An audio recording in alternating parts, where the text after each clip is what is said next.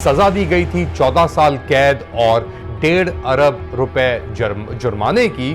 वो सजा Islamabad high court की एक बेंच ने मुअत्तल कर दी है। अब एक सुओ मोटो ले लिया गया है। जिलानी साहब ने अपने आप को रिक्यूज किया from hearing the probe on जजेस letter against spy agents. Supreme Court गर्दिश में आई और उसने एक बड़ी साइजेबल बेंच अनाउंस की है और वो सुनेगी अब। काजी फाइज साहब अपने गले से ये चीज या अपने कंधों से ये चीज हटा के हुकूमत की तरफ ये बॉल दोबारा घूम फिर के जिलानी साहब ने इनकी तरफ दोबारा रुख कर दिया। उस तीर का सपोर्ट दी गई है इस्लामाबाद हाई कोर्ट के जजेस की जो अलेज्ड इंटरफियरेंस है कि स्पाई एजेंसीज की तरफ से। लेट अली शो यू के और एपिसोड में आप सबको खुशामदेद। मैं हूं अली मुस्तफा और आज हम 3 बड़ी खबरों के ऊपर आपसे बात करेंगे, थोड़े फैक्ट्स सामने लेके आएंगे। पहली खबर, तोशाखाना केस, इमरान खान और बुशरा बीबी को जिसके ऊपर 14 साल कैद सुनाई गई थी जनवरी में, वो सजा मुअत्तल हो गई। दूसरी बड़ी खबर, जो रिटायर्ड जज जिलानी जिनको एक कमेटी बनाई गई थी इस्लामाबाद हाई कोर्ट के 6 जजेस की जो इन्वेस्टिगेशन करने के लिए उनके ऊपर दबाव डाला जा रहा है कि नहीं, उन्होंने अपने आप को इस कमेटी से रिक्यूज कर लिया है, यानी बातरफ हो चुके हैं और वो कह रहे हैं कि जी ये तो सुप्रीम जुडिशल काउंसिल का केस है, उसके ऊपर ही बात करेंगे। और तीसरी जो अहम खबर है कि जी लॉयर्स कन्वेंशन हुई है लाहौर में और वहां पे इस इश्यू पे भी बात हुई है कि दबाव डल रहा है कि नहीं डल रहा। तो ये बहुत तेजी से कानूनी फ्रंट के ऊपर सिचुएशन मूव हो रही है। लग रहा है कि कुछ ऐसी चीजें हैं, कुछ ऐसे मोहरे हैं जो हरकत में गर्दिश में आ गए हैं और काजी फाइज ईसा साहब जो हैं वो बिल्कुल ही खुड्डे लाइन तो नहीं लगे मगर उनको कॉर्नर जरूर कर लिया गया है इन सब मूवमेंट्स के बाद। तो पहली खबर, तोशाखाना वर्डिक्ट जिसके ऊपर इमरान खान साहब को 24 जनवरी को और उनकी बेगम बुशरा बीबी को सजा दी गई थी 14 साल कैद और 1.5 अरब रुपए जुर्माने की। वो सजा इस्लामाबाद हाई कोर्ट की एक बेंच ने मुअत्तल कर दी है। उस सजा के मुताबिक कहा गया था कि जी इन्होंने डिक्लेयर नहीं किया था जो इनको प्रॉफिट मिला था अपने सेल ऑफ स्टेट गिफ्ट्स, जिसके अंदर घड़ी शामिल थी सऊदी अरेबिया से। और या बेसिकली इस घड़ी का ही केस था ये कि इन्होंने पैसे तो पे किए, यानी ट्रेजरी के अंदर इस चेकर के अंदर ये बेचने के बाद घड़ी, लेकिन वो जो प्रोसीड्स आई थी वो डिक्लेयर नहीं हुई थी। तो उसके ऊपर 14 साल कैद इमरान खान और उनकी अहलिया को मिली थी।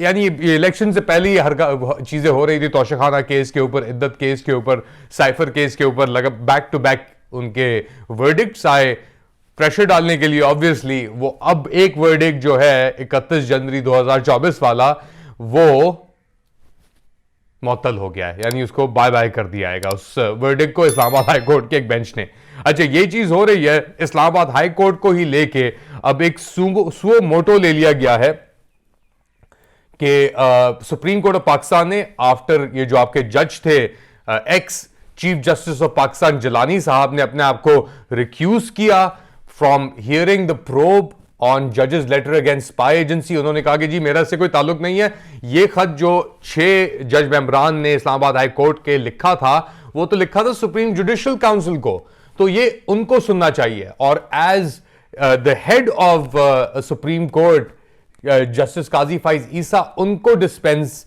ये जस्टिस करनी चाहिए। तो ये रिक्यूज होने के बाद सुप्रीम कोर्ट गर्दिश में आई और उसने एक बड़ी लार्ज बेंच तो नहीं, लार्जर बेंच तो नहीं मगर एक साइजेबल बेंच अनाउंस की हैगी और वो सुनेगी अब मेरिट्स ऑफ ये जो 6 जजेस का लेटर है उसके ऊपर। तो बेसिकली एक तरीके से काजी फाइज साहब अपने गले से ये चीज या अपने कंधों से ये चीज हटा के हुकूमत की तरफ ये बॉल फेंक रहे थे, वो दोबारा घूम फिर के जिलानी साहब ने इनकी तरफ दोबारा रुख कर दिया उस तीर का। और अब वो इस तीर को पकड़ के अपने, यानी 7 मेंबर एक उन्होंने बेंच बनाई है, लार्जर बेंच की बात हो रही है कि जी अगर ये हुआ है। और ये भी बात हो रही है कि शायद जो ये 6 जजेस थे वो तो चाहते ही नहीं हैं कि चीफ जस्टिस काजी फाइज ईसा और इनके जो एक लाइक माइंडेड जज हैं वो इस लार्जर बेंच का हिस्सा हों। अथर मनिल्ला ने अपेरेंटली बड़ी इस पे आवाज उठाई और अब एक सुओ मोटो ले लिया है सुप्रीम कोर्ट ने अब इसका क्या होगा, क्या अंजाम होगा इसका, हमें नहीं पता, मगर एक चीज वाज़ेह है कि काजी फाइज ईसा के पास छुपने के लिए कोई और अब जगह नहीं बची। अब क्या मोरे लड़ेंगे आपके जर्नैल साहिबान और कोर कमांडर, और हुकूमत की क्या इसके ऊपर रद्द अमल होगा, हिकमत अमली होगी, ये हमें देखना पड़ेगा। अच्छा, ये चीजें हो रही हैं, इसके साथ साथ एक लॉयर्स कन्वेंशन भी हुई है और वहां पे एक बहुत ही यानी सपोर्ट दी गई है इस्लामाबाद हाई कोर्ट के जजेस की, जो अलेज्ड इंटरफियरेंस है कि स्पाई एजेंसीज की तरफ से, हसास इदारों की तरफ से उनके काम के न मुदाखलत, उसके ऊपर भी एहतजाज हुआ है। तो और साथ साथ पीटीआई के जो लॉयर्स थे उनकी भी शमूलियत थी उसके अंदर।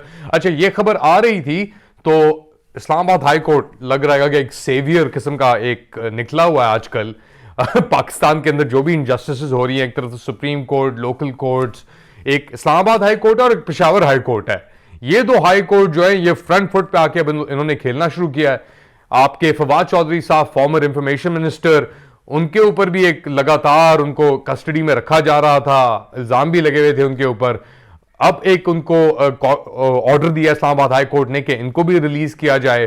तो ये सब चीजें कुछ लोग कह रहे हैं प्लान के तहत हो रही हैं, कुछ लोग कह रहे हैं कि नहीं जी ऑर्गेनिक हैगी, मगर जो भी हो रहा है ऑर्गेनिक है अनऑर्गेनिक है, एक चीज वाजे है कि जो रिएक्शन आना था, जो एक्टिवेशन होनी थी, फाइट बैक होनी थी जुडिशरी की, वो हो रही है। क्योंकि इतनी बुरी सिचुएशन कर दी गई थी इनके लिए, जजेस के लिए, लीगल कम्युनिटी के लिए, इस मुल्क का निजाम तितर बितर कर दिया था। तो इसकी ये फाइट बैक बड़ी अच्छी चीज है और मेरे ख्याल से अब एक ये बुनियाद बन सकती है एक नई लॉयर्स मूवमेंट की।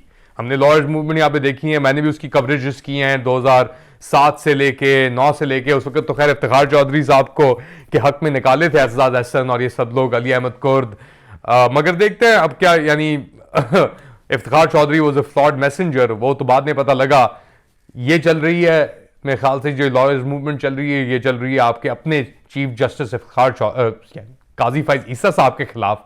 तो एक बहुत बड़ा डिफरेंस है, उस वक्त उनको हटाने पे उनके हक के लिए लड़ी जा रही थी इफ्तिखार चौधरी के, और अब काजी फाइज ईसा साहब की जब एक्सटेंशन की बातें हो रही हैं, ये भी बात सामने आ रही है कि जी जो रेफरेंस दिया जाएगा अब अपनी तरफ से 6 इस्लामाबाद हाई कोर्ट के जजेस जो देंगे ये कोर्ट को, उसके अंदर इनकी एक्सटेंशन का भी शायद जिक्र हो कि जी ये सब कुछ हो रहा है क्योंकि वो 3 साल की एक्सटेंशन चाहते हैं और शायद इन्हें मिल भी जाए, कॉन्स्टिट्यूशनल अमेंडमेंट भी हो इनको एक्सटेंशन देने के लिए। तो द फाइट अगेंस्ट द काजी और काजी साहब के जो बैकर हैं, बूट वाले, कंपनी वाले, उनके खिलाफ ये अब एक नई जंग कह लें आप इसको, आप अदलिया के अंदर एक शुरू हो गई है।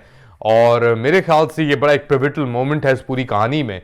2 माह होने को आ रहे हैं इलेक्शंस को, और जो हुआ इलेक्शंस के अराउंड, उससे पहले बल्ला छीनना, एक्स्ट्रा कॉन्स्टिट्यूशनल ईसीपी की डिसीजंस को इंडोर्स करना, फिर एक फ्लॉड रिजल्ट को, ये सब चीजें, उसमें जो फेलियर है सामने आई है अदलिया की, उसका एक बैकलैश अदलिया के अंदर से ही आ गया कि भाई हम तो इंपोर्टेंट हो गए हैं, ये जो काजी बिठाया हुआ है ऊपर हमारे, फ्रॉड जो कर रहा है इस मुल्क के साथ, इस अदलिया के साथ, इसको रोकना पड़ेगा, वरना तो यहां पे कुछ नहीं रहेगा। लोगों का ईमान और यकीन तो वैसे ही उठ चुका है इन सब इदारों से। तो इट्स अ गुड इंस्टेंस, एक अच्छी एक डेवलपमेंट है। आप क्या समझते हैं, क्या होने वाला है, क्या होगा? Comment, like, suggest, share this content, click करें और जरूर दुआओं में शामिल रखें। आखिरी हफ्ता आ गया है आपके ऊपर, यानी आने वाला है रमज़ान के लिए, मुबारक महीने के इख्तिताम पे। और जिस तरीके से शुरू हुआ था महीना, तो एक पॉजिटिव नोट की तरफ ये सिचुएशन चल रही है, दिखती नज़र आ रही है चलते हुए। तो हमारी तो उम्मीद यही होगी, दुआएं यही होंगी कि हम सब, हमारा मुल्क पाकिस्तान, आप लोग, हमारे लिए बेहतरी ही हो। जिस कुएं में, अंधी काही में हम घुसे हुए हैं, जहाँ पे कोई हमें यानी सेवियर नज़र नहीं आ रहा, इंसाफ नज़र नहीं आ रहा, वहाँ पे अभी भी कुछ किरणें मौजूद हैं रोशनी की, जो इस अंधेरे के को पियर्स थ्रू, काटते हुए आ रही हैं हमारी तरफ, और शायद हमें उम्मीद कुछ दे रही हैं, उम्मीद कि यार चीज़ें ऐसे नहीं चलेंगी, चीज़ें थोड़ी बेहतर होंगी इस मुल्क के अंदर, कि अभी भी ऐसे लोग मौजूद हैं जो इस बर्बरियत, इशफासियत के ख़िलाफ़ और काजी फाइज ईसा जैसे काजियों के ख़िलाफ़ अभी भी डटे हुए हैं, इन टूल्स के ख़िलाफ़, और वो यानी नहीं होने देंगे ज्यादती इस हद तक इस अवाम के साथ। अपना ख्याल रखिएगा। अल्लाह हाफिज।